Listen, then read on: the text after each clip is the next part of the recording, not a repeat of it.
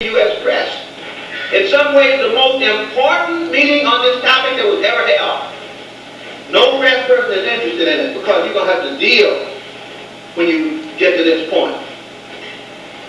Here's the person from Sudan, the lecturer, Department of History, University of Khartoum, Professor Abu Bakr, a professor at Cairo University, Ms. Nicole Blanc, the School of Practical and Higher Studies, and her professor was also there. Professor F. De Bono from Malta, UNESCO expert.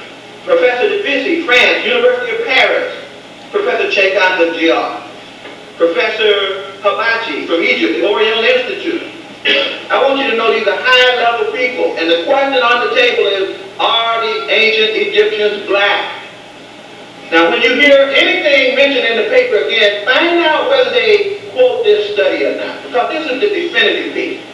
There's one other time where Egyptologists and others came together to debate this, and this was last month at Temple University. So there's a Temple Symposium, and there's a Cairo Symposium. And any discussion of the blackness of the ancient Egyptians in ignorance of those symposia is an ignorant discussion.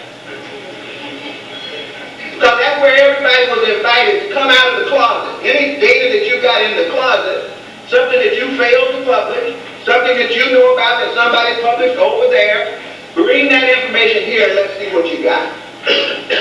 Well, here's what some people said. Jean Bercuter from France. Despite unquestionable contact with Palestinians in Mesopotamian Asia, Egyptian civilization remains profoundly, distinctively an African civilization from the beginning to the end of prehistory, even throughout historical time. So the different ethnic composition of the population of the North has yet to be proved.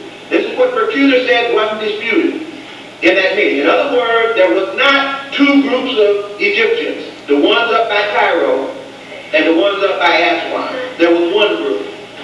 We halfway home.